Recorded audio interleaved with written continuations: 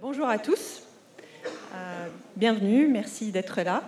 Je m'appelle Emna, je suis coach agile, coach professionnel et je suis consultante en transformation d'entreprise. Ce que j'aime faire le plus, c'est de porter un regard systémique et sociologique sur la manière dont on travaille. Et donc c'est pour ça que j'ai choisi ce thème de FOMO en entreprise pour notre conférence aujourd'hui. Donc je suis ravie de faire partie de Agile Tour Montpellier et j'espère que vous êtes bien sûr de votre choix de conférence et que vous ne ressentez pas le FOMO de rater une autre thématique en parallèle. Alors, avant de commencer, j'aimerais vous raconter une anecdote. Il y a 2 ans, une partie de mes vacances ont été gâchées. Pendant tout le week-end, j'étais collée à mon smartphone parce que mon entreprise organisait la Summer Party et j'y étais pas, je ne pouvais pas y être. Et donc j'étais collée à mon smartphone à l'affût d'informations ou de photos de mes collègues en train de faire la fête sans moi. Et alors, en dehors de mon côté épicurien, donc j'aime bien faire la fête, j'avais vraiment l'impression de rater un moment clé dans la vie de l'entreprise et que j'allais en entendre parler longtemps après. Et je suis même allée jusqu'à penser que ça allait peut-être me pénaliser par rapport à mes collègues pour la suite. Et donc, pour toutes ces raisons, donc, je passais à côté de mes propres vacances en famille. C'est moche, mais c'est comme ça. Donc, j'expérimentais à ce moment-là une sorte de FOMO lié au travail.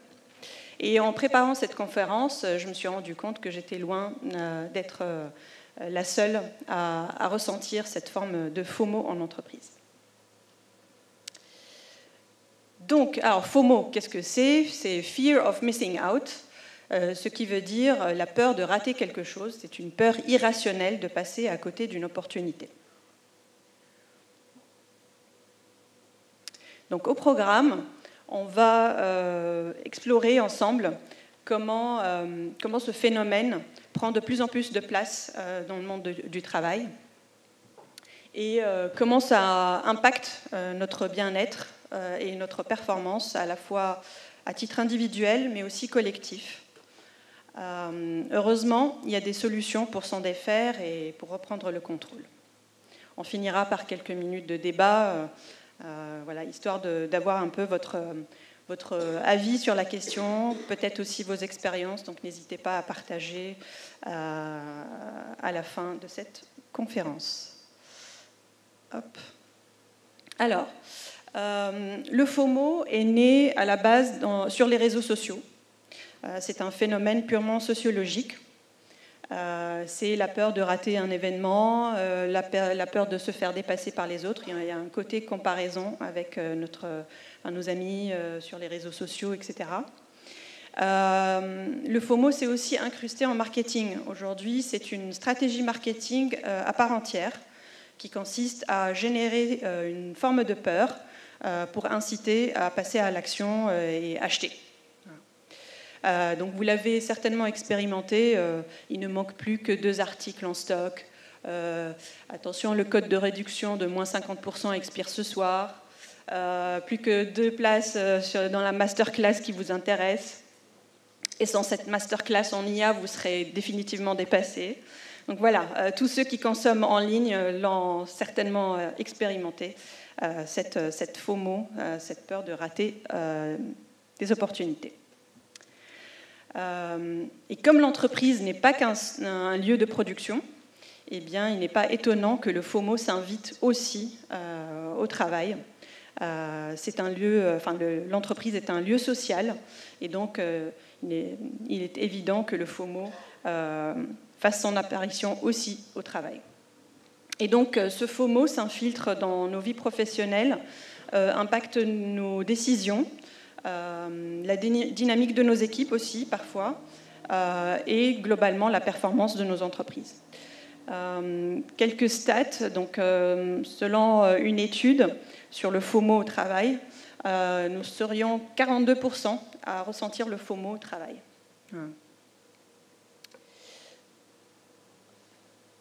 Alors, il faut savoir que le FOMO au travail peut avoir 3 formes. Le FOMO, c'est une peur d'une exclusion, la peur d'être exclu. Et cette exclusion peut avoir 3 formes. L'exclusion relationnelle, l'exclusion informationnelle ou alors l'exclusion de la production du travail. Donc moi, typiquement, dans ma petite anecdote, c'était exclusion relationnelle. Voilà, j'avais l'impression que rater la summer party de mon entreprise allait impacter ma place dans le groupe. Il faut savoir que le FOMO s'appuie sur nos besoins fondamentaux d'appartenance et de reconnaissance. L'être humain, en être social, ressent le besoin d'appartenir et donc c'est pour ça que voilà, on a tendance à faire un peu comme les autres pour se sentir appartenir à une communauté.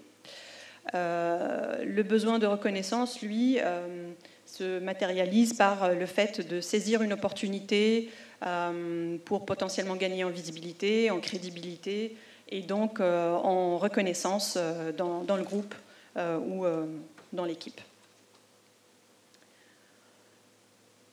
Il y a 3 tendances de fond qui nous font dire que le FOMO sera de plus en plus prégnant au travail. La première tendance, c'est le fait que les entreprises utilisent des réseaux d'entreprises, des outils collaboratifs qui s'inspirent très fortement des réseaux sociaux, comme Teams ou Slack, etc. Ces outils sont basés sur l'hyperconnectivité, l'instantanéité de l'information et la profusion de l'information. Donc on est vite submergé par l'information, ce qui peut générer ce sentiment de FOMO. Il faut savoir que voilà, les derniers chiffres, donc en 2023, plus de 300 millions d'utilisateurs actifs mensuels, et donc ça va en augmentant. Certainement aussi poussé depuis le Covid et le télétravail, etc. Donc l'utilisation poussée de ces outils de communication. Deuxième tendance, c'est le fait que les millennials seraient plus sujets, plus sensibles au FOMO que les anciennes générations, donc les millennials et les générations d'après. Selon les chiffres, donc 42%, la proportion de salariés qui ressentent le FOMO au travail, elle serait de 42% en globalité, et ça passe à 69% chez les millennials. Les millennials, c'est entre 23 et 38 ans, et encore plus sur les générations d'après. Donc c'est des générations qui sont plus connectées, et donc plus sujettes au FOMO au travail. Et à mesure que ces générations remplacent les anciennes, logiquement, l'impact du FOMO sera de plus en plus important. Troisième tendance, c'est l'accélération des innovations de rupture. Donc on le voit, on voit des nouveautés apparaître et de plus en plus vite, plus fréquemment, ce qui pousse les entreprises, provoque une tentation à adopter ces nouveautés. Et donc souvent, on voit les entreprises tenter d'investir dans des technologies ou des outils récents sans une analyse approfondie pour savoir si ça correspond effectivement à leurs besoins ou non. Donc voilà, jusque-là, on a un peu vu la présence, le constat. On a fait le constat de la présence du FOMO au travail, et donc je passe à l'impact du FOMO en entreprise. Premier impact, c'est un impact stratégique. Quand l'entreprise, en l'absence de vision claire, le FOMO va avoir tendance à générer, ou en tout cas pousser l'entreprise à adopter une stratégie de suiveur, c'est-à-dire qu'elle va sauter sur les dernières nouveautés ou suivre, copier les concurrents, les tendances du marché, sans forcément avoir une stratégie à long terme qui soit cohérente et adaptée à ses besoins spécifiques. Il va en résulter la multiplication des projets pilotes, par exemple. Souvent, c'est des projets pilotes sans beaucoup de ressources pour, on va dire, analyser l'impact de ces outils et leur pertinence pour l'entreprise. Une dispersion au sein des équipes, donc la multiplicité des projets, des nouveaux produits, etc., ce qui va générer une forme de pression et de stress chez les équipes et une difficulté à prioriser tout ça. Donc voilà, on est typiquement dans le cas de... le risque de déroute est fort dans le sens où la stratégie de l'entreprise consisterait simplement à suivre les tendances sans forcément avoir des convictions et une vision propre. Deuxième impact non négligeant, c'est l'impact sur le bien-être des collaborateurs. Donc selon une étude, Fear of Missing Out, Implications for Employees and Job Performance, donc une étude qui date de 2022, ils ont démontré l'impact du FOMO sur les comportements des salariés, et notamment la vérification des messages. Donc, il semblerait que le FOMO augmente la connectivité. Donc, les salariés les collaborateurs, ont tendance à être hyper connectés, à vérifier très souvent leurs mails, les messages, etc.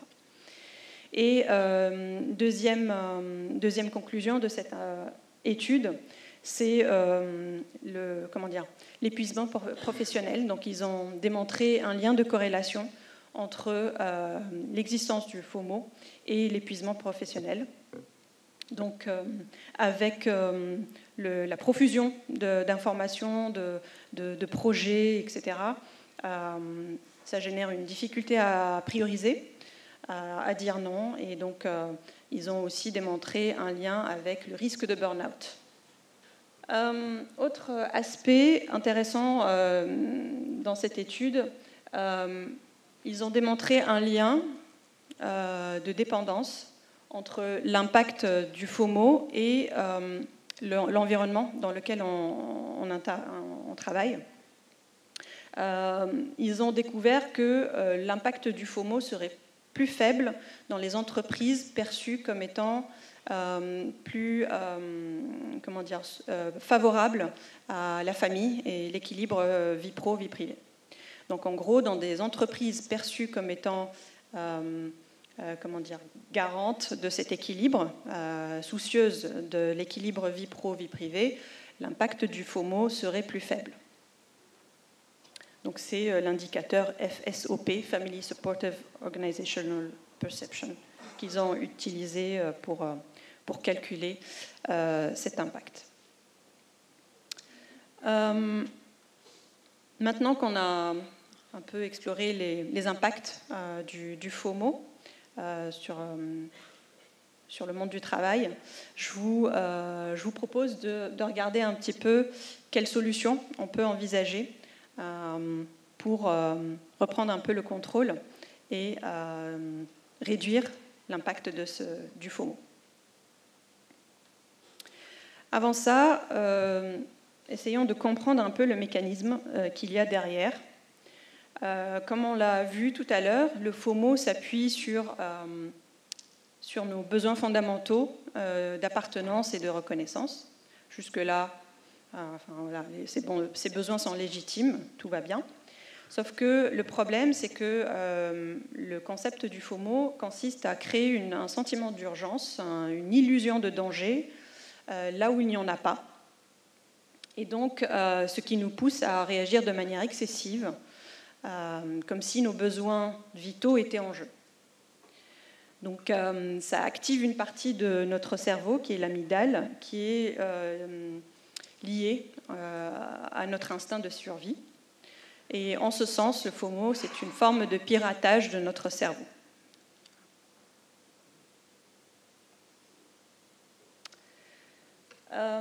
J'aimerais vous parler d'un product manager que j'ai accompagné, qui s'appelle Thomas, qui souffrait de FOMO au travail. Alors, à l'époque, il ne mettait pas le mot FOMO sur son mal-être. Son besoin, c'était surtout, son besoin explicite, c'était de mieux gérer son temps. Et donc, en creusant un petit peu avec lui, on a découvert que sa difficulté à gérer son temps, derrière, il y avait un certain nombre de peurs, donc, qui le poussaient à assister à beaucoup de réunions, beaucoup trop de réunions. Donc, y compris potentiellement, il m'a parlé de réunions qui n'étaient pas forcément directement liées à son produit, mais il ressentait le besoin d'être toujours au courant de ce qui se passait dans l'entreprise, etc. Ce qui avait tendance à surcharger son agenda et donc l'empêcher de se focaliser sur ses tâches principales en tant que product manager. Donc il n'était pas au rendez-vous de ce que son équipe attendait de lui. Ça générait beaucoup de stress et d'anxiété chez lui. C'est un perfectionniste. Et donc, il se sentait obligé de compenser le soir ou le week-end, ce qui augmentait aussi son hyperconnectivité, et ainsi de suite. Donc, en fait, ça s'auto-alimente. Et donc, c'est une boucle systémique qui était urgent de casser. Donc, alors, toujours Thomas parlait à cette époque de perte de contrôle. Il avait le sentiment de perdre le contrôle. Il se disait en mode automatique. Et donc l'objectif avec lui, c'était qu'il reprenne le contrôle sur son temps, sur ses pensées et son équilibre vie pro, vie privée. Et donc avec lui, on a testé quelques techniques, notamment la pleine conscience. Visiblement, à l'époque, il m'avait dit qu'il avait testé une application qui aidait à méditer, qu'il avait un peu laissé de côté, et donc nos échanges l'ont incité à reprendre un petit peu, et surtout dans les moments où il se sentait en perte de contrôle. Donc voilà, il s'est engagé à faire de la pleine conscience pour se reconnecter à soi. Donc l'idée, c'est de se reconnecter à soi, à ses besoins, pour se libérer un petit peu du FOMO. Deuxième technique, c'est la technique cognitivo-comportementale. Ça consiste à travailler sur les pensées qui alimentaient sa peur, donc son FOMO, sa peur de rater des informations, sa peur de rater des occasions. La peur, il avait aussi la peur de ne pas être reconnu pour sa compétence. Et donc, l'idée, ça a été de découdre un petit peu tout ça, relativiser, pour réduire l'impact et l'illusion de danger. Vous vous rappelez, le FOMO, derrière, il y a une illusion de menace. Et donc, l'idée, c'était d'atténuer cette illusion de menace. Il a aussi profité de l'occasion pour retravailler ses objectifs et ses priorités avec son manager. Donc, il s'est rendu compte qu'il avait un peu perdu de vue ses objectifs. Et donc, refaire cet exercice lui a permis de se recentrer sur l'essentiel. Et alors, à l'époque, je ne connaissais pas le concept de JOMO. JOMO, c'est Joy of Missing Out. Je ne sais pas si aujourd'hui Thomas ressent la joie de rater des réunions. Merci. Mais ce que je sais, c'est qu'il était satisfait d'avoir le sentiment de reprendre le contrôle. Voilà. Donc sachez qu'il y a effectivement ce concept de joy of missing out. Donc c'est la satisfaction de rater certaines choses en pleine conscience. Oui. en échangeant avec Thomas, on a fait le constat que son besoin de solliciter beaucoup de réunions, derrière il y avait aussi une peur, le besoin d'être informé de ce qui se passe. Et donc avec son équipe, on a un peu travaillé sur les canaux de communication. Ils avaient trop de canaux dans Teams, ça partait dans tous les sens. Et donc, ensemble, on a un petit peu mis de l'ordre dans tout ça. Donc, on a réduit un petit peu les canaux. Et puis, surtout, ils se sont mis d'accord sur quel type d'information diffuser dans quel canal. Voilà. Ils se sont aussi, ils ont décidé de systématiser les comptes rendus, mais de manière très concise, pour partager les décisions prises et les mettre à disposition, comme ça, même de manière asynchrone, ils pouvaient accéder à tout ça et donc s'informer sans forcément solliciter des one-to-one dans tous les sens. Et enfin, ils se sont aussi engagés à améliorer leur management visuel classique. En gros, l'idée, c'était de faire en sorte que les données soient plus à jour, de sorte à ce qu'il ait accès à l'information et qu'elle soit fiable le plus possible. Donc ça, c'est pour l'action au niveau de l'équipe. Et alors à l'époque, j'avais pas le mandat. À l'époque où j'accompagnais Thomas, j'avais pas le mandat pour accompagner l'organisation dans son ensemble, mais je suis convaincue que ça aurait été beaucoup plus impactant d'agir au niveau organisationnel, notamment en collaboration avec les RH. Je pense qu'il y a des choses à faire quand on constate que le FOMO a des impacts dans l'entreprise, notamment la sensibilisation au FOMO et pourquoi pas des formations destinées aux managers pour un petit peu sensibiliser aux questions de motivation intrinsèque et tout ça pour promouvoir une culture d'équilibre vie pro, vie privée. Il y a aussi des choses à faire, notamment le rappel du droit à la déconnexion et aussi challenger aussi le système de valorisation, les évaluations. Donc dans certaines entreprises, on voit qu'on valorise la quantité, l'hyperconnectivité, la surcharge de travail. Et donc, c'est ce qui génère et alimente le FOMO.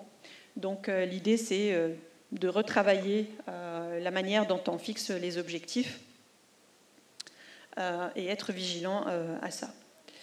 Et pour finir, tout comme on a fait avec l'équipe de Thomas, la rationalisation de la comitologie. Souvent, dans les entreprises, on voit qu'il y a beaucoup trop de réunions. Et donc, il y a matière à faire pour rationaliser tout ça, de sorte à ce qu'il y ait la bonne fréquence avec les bons participants, les bonnes pratiques en amont, comment venir préparer à ces réunions pour qu'elles soient efficaces et qu'il n'y ait pas besoin d'en refaire plusieurs derrière.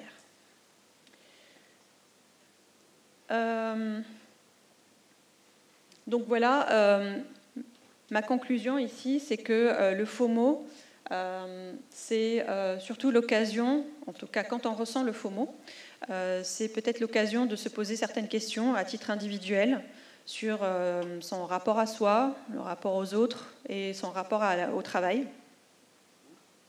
Et au niveau de l'entreprise, quand on constate qu'il y a effectivement que le FOMO a beaucoup de place et qu'il impacte la performance de l'entreprise, il est nécessaire d'apporter des changements.